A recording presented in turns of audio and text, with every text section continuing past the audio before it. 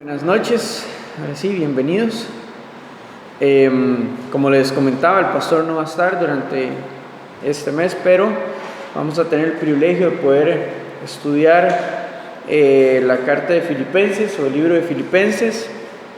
Entonces hoy vamos a ver una introducción y un contexto histórico de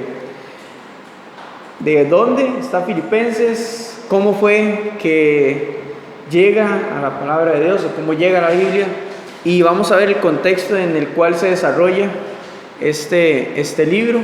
Entonces, primeramente, para podernos ubicar en el contexto histórico y geográfico, la ciudad de Filipos, que es en donde está ubicada la iglesia de Filipenses en este tiempo, la podemos referenciar en el libro de Hechos, en capítulo 16. En este capítulo 16 de Hechos, los invito a que en su tiempo libre ustedes puedan leerlo. Vamos a ubicar a la iglesia de Filipenses. Entonces, y también el segundo viaje de Pablo, también la manera en la que él recluta a Timoteo para acompañarlo en su viaje durante básicamente el resto de su ministerio.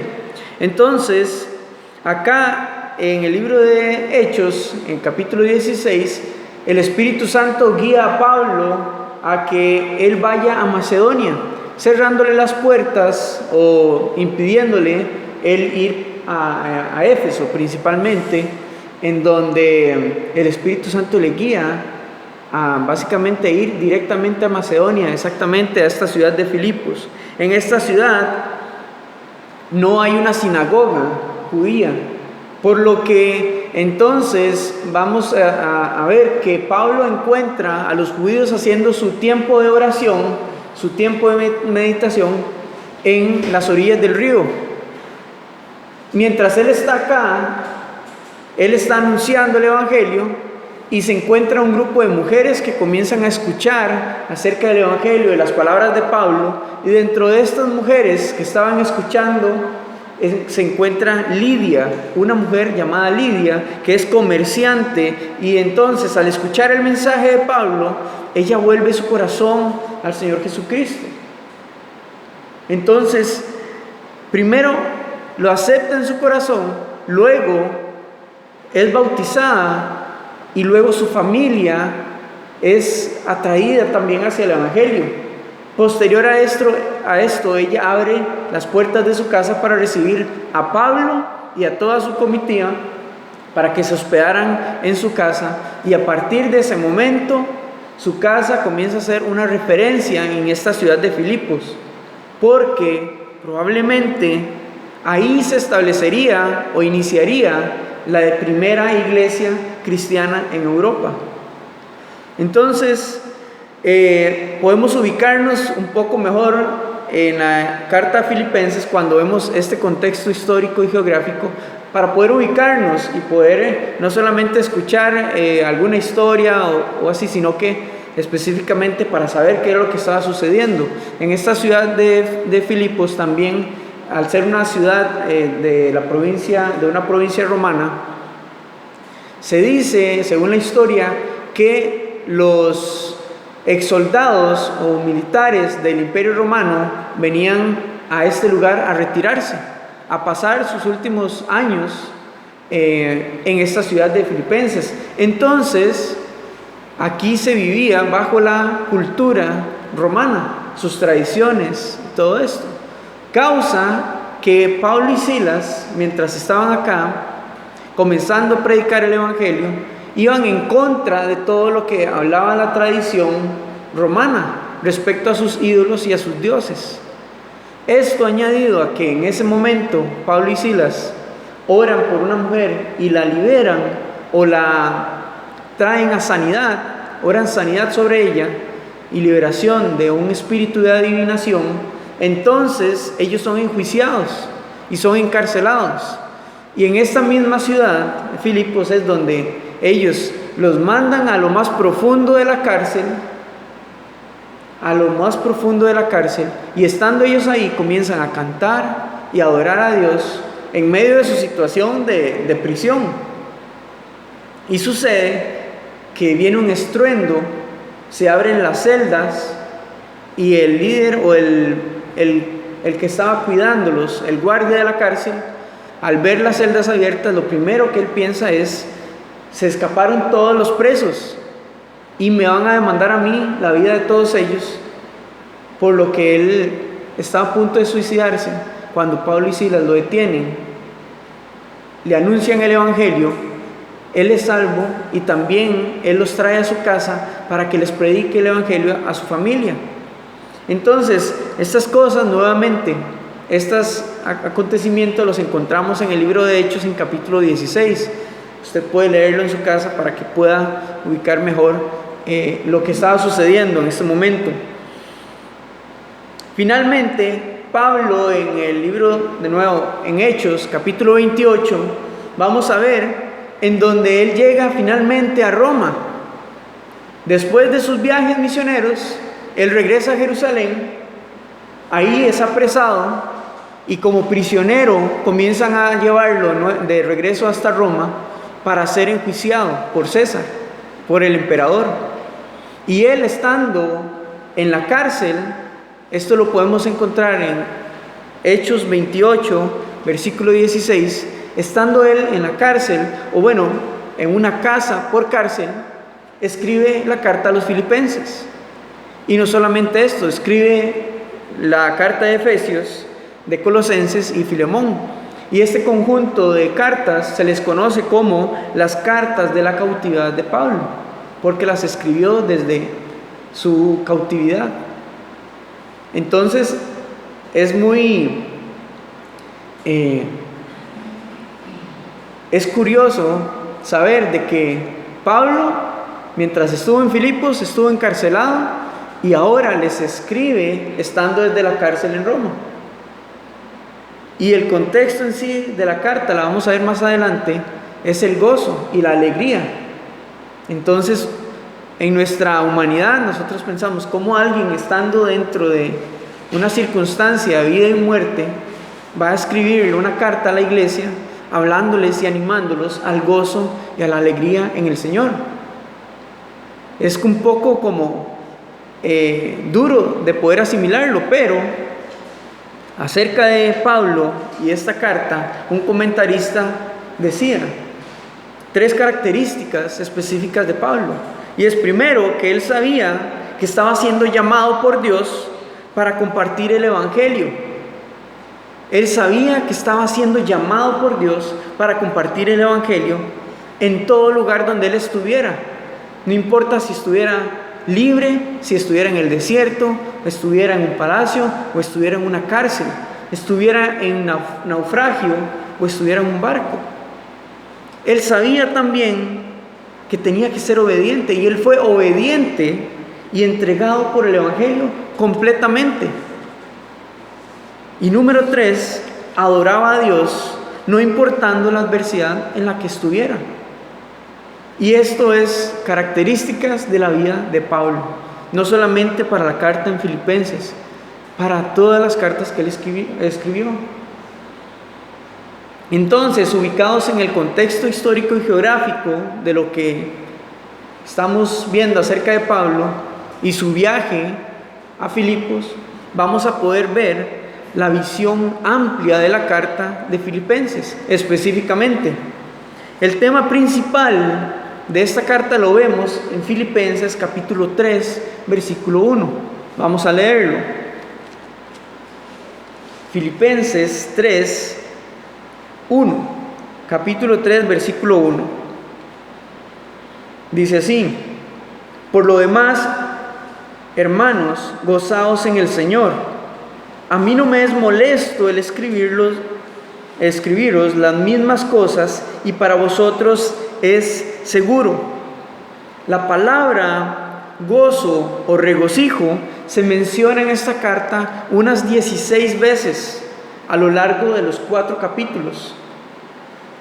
Lo que nos lleva al mensaje principal de Pablo en esta carta, que era que estaba animando a los filipenses a buscar vivir en el gozo del Señor sobre cualquier circunstancia y situación. que ellos pudieran estar gozosos y alegres en el Señor. Recordemos, Pablo estuvo en prisión durante su tiempo en esta ciudad, por lo que los filipenses sabían quién era Pablo y que verdaderamente él sabía que era estar gozoso y alegre, incluso estando dentro de la cárcel. Cuando él habla en este mismo versículo, iniciando es la primera frase, por lo demás, una traducción más sencilla de esta frase sería de ahora en adelante. Porque en este capítulo 3 lo que hay es una transición del tema que Pablo quiere hablarle a los filipenses.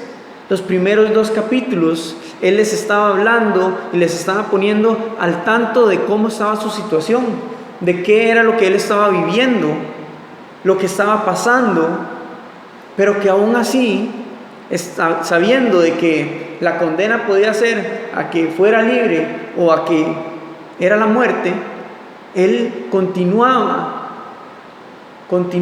estando bajo el gozo del Señor. Y ahorita vamos a poder definir y ver cuál era la motivación de su gozo, o qué específicamente. Entonces, esto significa que el gozo de Pablo no estaba sujeto a la tierra, no estaba sujeto a esta tierra, a sus circunstancias y situaciones, sino que estaban fundamentados en su relación íntima con Dios. Entonces, nosotros, como creyentes, en nuestra actualidad, ¿en dónde estamos fundamentando nuestro gozo? ¿En las cosas materiales? ¿En nuestras emociones? ¿Estamos fundamentando nuestro gozo en las circunstancias o en las cosas que nos ayudan a distraernos, el entretenimiento? No estoy diciendo que estas cosas sean malas, pero ¿en dónde estamos fundamentando nuestro gozo? Si está sujeto a estas cosas, entonces nuestra vida será un caminar inconstante, emocional, en donde si hoy amanezco de buen ánimo, estoy feliz, si no, pues no. Voy a estar triste, derrotado o agobiado. Pero si nuestro fundamento el fundamento de nuestro gozo y alegría está cimentado en nuestra relación con Dios, entonces estamos invirtiendo nuestra vida y nuestro gozo en algo que es eterno, que es constante, porque Dios es constante, Él no cambia, Él sigue siendo el mismo. Pregúntese, y esto es algo para examinarnos, porque es importante, y más ahora, en nuestra actualidad, en un mundo quebrantado, en medio de esta situación de enfermedad, en donde las noticias y los mensajes comienzan a bombardear nuestra mente, nuestras emociones y nuestros sentimientos, diciéndonos en dónde usted puede encontrar refugio, en dónde usted puede encontrar su alegría, su gozo, cuando todas esas cosas lo que hacen es distraernos del verdadero fundamento en donde puede estar nuestro gozo y nuestra paz, que es el Señor, que es nuestra relación con Él. El mensaje que quiere ser transmitido en esta carta es que el gozo en el Señor es la fortaleza para el creyente. El gozo, lo hemos reflejado en Pablo, es lo que lo ha ayudado a él a superar cada situación en la que ha estado. Su mayor gozo era el predicar y el enseñar y el compartir el evangelio de salvación. Y esto solamente puede existir en un corazón apasionado por Dios. Solo puede existir en un corazón que está verdaderamente entregado al Señor. En esto podemos encontrar un ánimo para nosotros.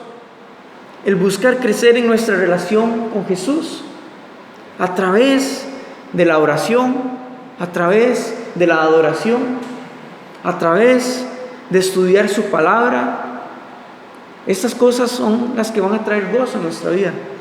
Y yo le puedo asegurar de que si en medio de la circunstancia, de las situaciones, de la prueba, del dolor, nosotros nos concentramos específicamente, no en que un mensaje de ánimo o buscando la canción que más nos gusta o etcétera, sino nos concentramos en buscar directamente la presencia de Dios, decirle: Señor, aquí estoy, no sé ni qué decir, porque muchas veces eso es lo que sucede, no sabemos cómo comenzar a orar, pero cuando disponemos nuestro corazón para ese tiempo y el Señor comienza a ministrar nuestra vida y nosotros comenzamos a ver su palabra, a estudiar su palabra, yo le puedo asegurar que después de ese tiempo las cosas alrededor tal vez no cambien, pero su manera de ver las cosas cambiará. Y hay una paz que sobrepasa todo entendimiento, que solamente Dios es el que puede darla. Y es la que va a poder ministrar su corazón. Y va a poder animarlo. Y va a poder levantarlo para continuar en medio de la prueba.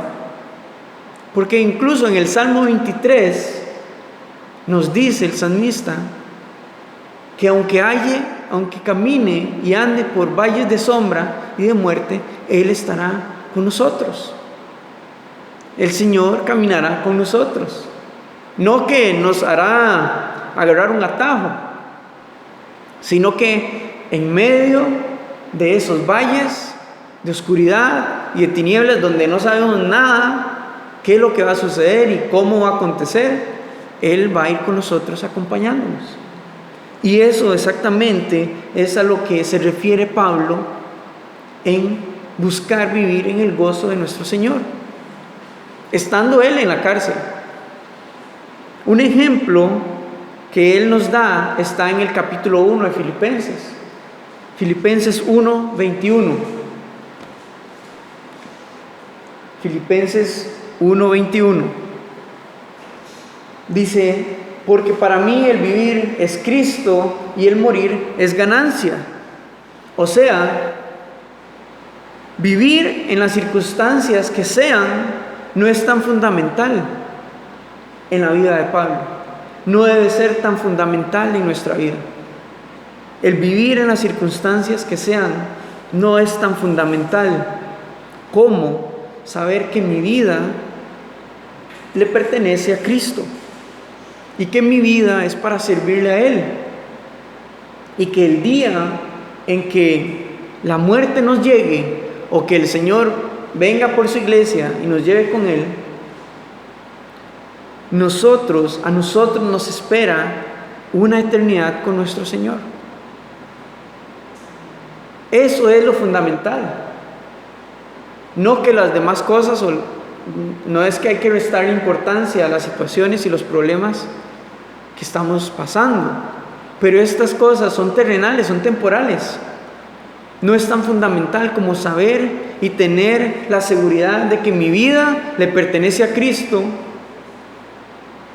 y que le estoy sirviendo a Él, y que la eternidad está asegurada solamente en Él.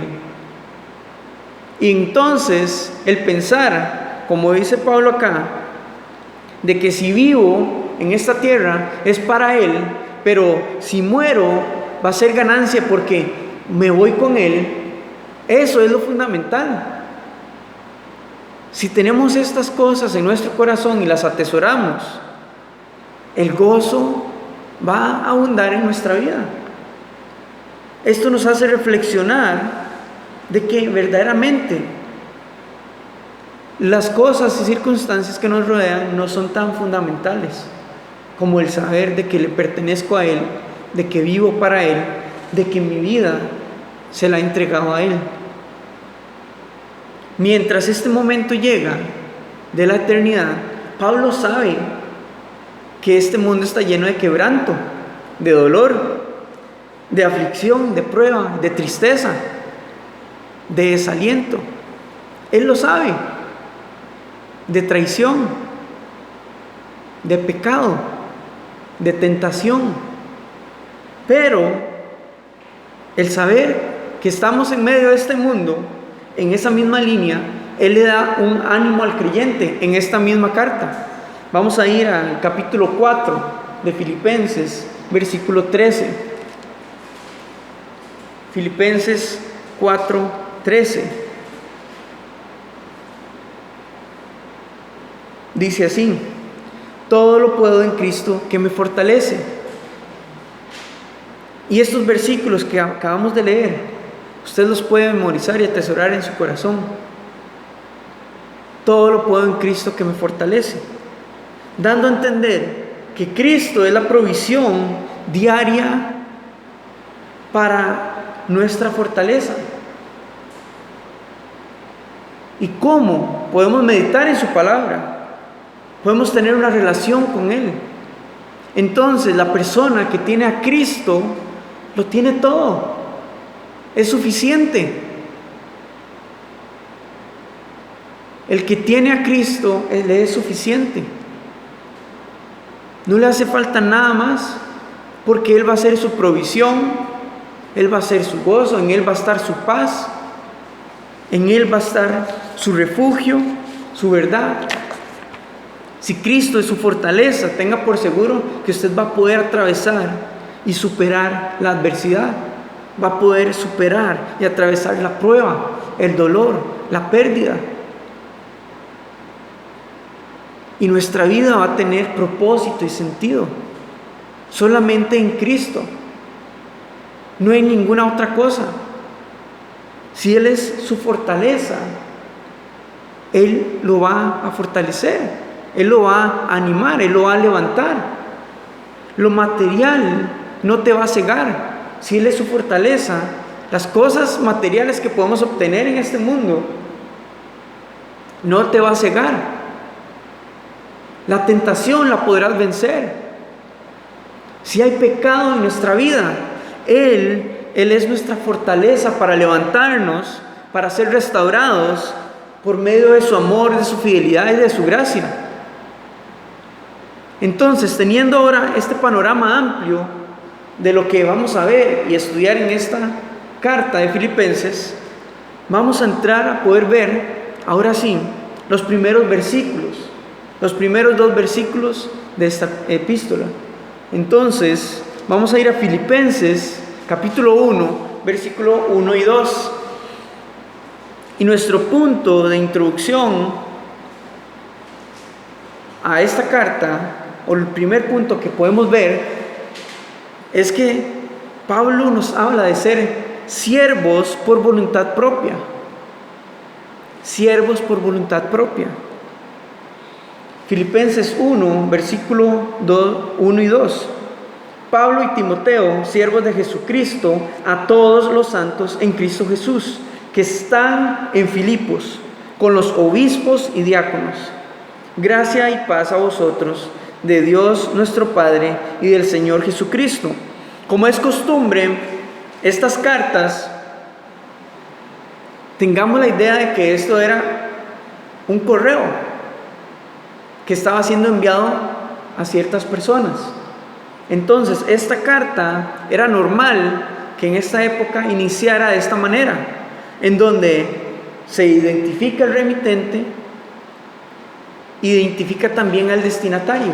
En este caso, Pablo incluye a Timoteo, porque en el libro de Hechos, capítulo 16, vemos que Timoteo es conocido por la iglesia, pues estuvo con Pablo cuando ésta se inició,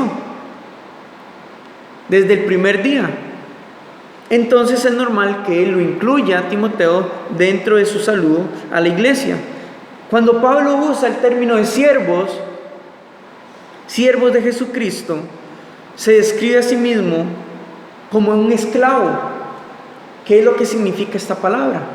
Esclavo en este tiempo tenía una posibilidad, no todos, algunos tenían la posibilidad de poder elegir de manera voluntaria el mantenerse ligado a su amo y el seguir sirviéndole. Depende si él era feliz y su servicio era agradable a su amo. Entonces tenía esta posibilidad de que voluntariamente ser un esclavo. No tiene mucho sentido en nuestra actualidad, pero es que eso es. Esa es la similitud de que Pablo y Timoteo y el creyente en sí, el que desea ser verdaderamente un esclavo del Señor, lo puede hacer de manera voluntaria. La diferencia es que nuestro amo es un amo que nos ama, que nos da a elegir, que nos cuida y que busca lo mejor y lo más alto para nosotros. Más allá que Pablo y Timoteo supieran su función dentro del cuerpo de Cristo, ellos no actuaban bajo su propia voluntad. Sabían que eran esclavos, sabían que su función era anunciar el evangelio de salvación, pero esto no les daba pie para que ellos caminaran conforme a su voluntad, conforme a su propia opinión, sino que realizaban sus funciones guiados por el Espíritu Santo.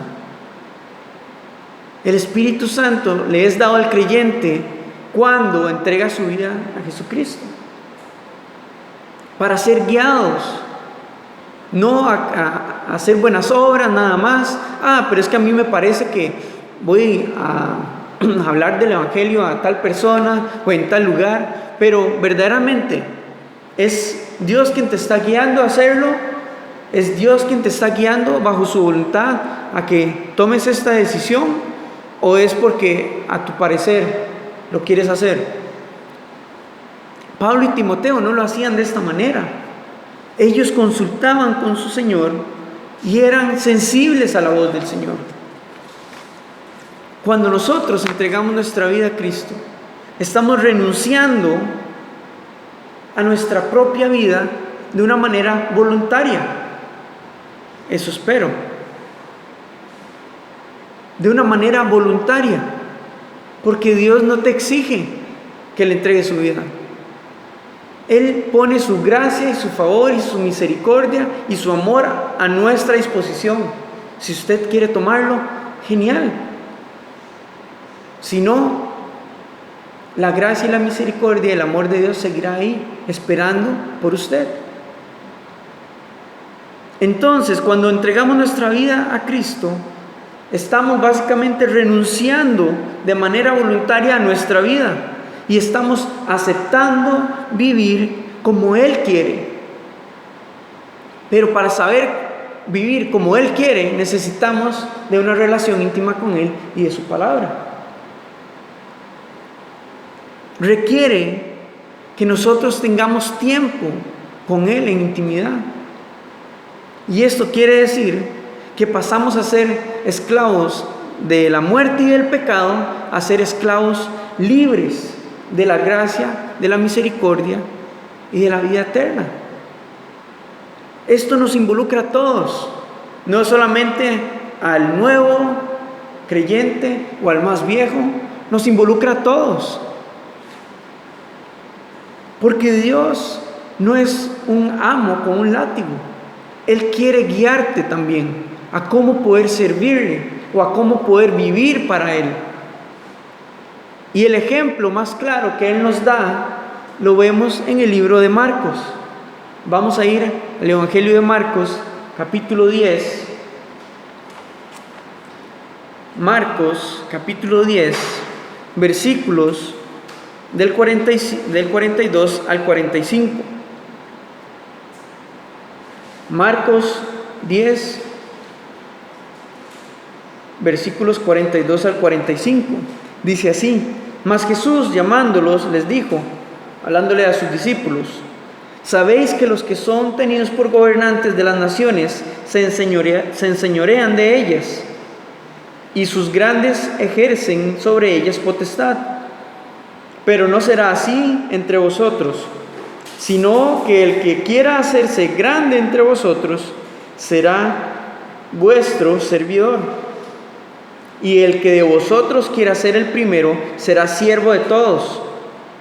Porque el Hijo del Hombre no vino para ser servido, sino para servir y para dar su vida en rescate por muchos. Esto exactamente es lo que sucede en nuestra vida cuando nos entregamos al Señor. Ya no es que usted se va a enseñorear o usted va a gobernar sobre otras personas, o que el Señor lo va a usted a manipular para que gobernar sobre su vida de una manera errónea, sino que Él nos está diciendo que así como Jesucristo fue un servidor de todos, ese es el modelo, eso es lo que Él espera que nosotros como creyentes seamos para Él, siervos, esclavos de mis hermanos, esclavos libres para poder servir con verdad, con amor, con libertad, sabiendo que no es a mi hermano al que estoy agradando, sino que estoy agradándole a mi Señor, a mi Dios. Por eso es que Pablo no lo movían las cosas de este mundo. Por eso es que él en una de sus cartas nos dice que todo él lo toma y lo considera por basura, con tal de conocer a Cristo, con tal de conocer quién realmente y cuán profundamente es su amor y su corazón, para poder entregar exactamente eso a los demás y vivir bajo esa consigna.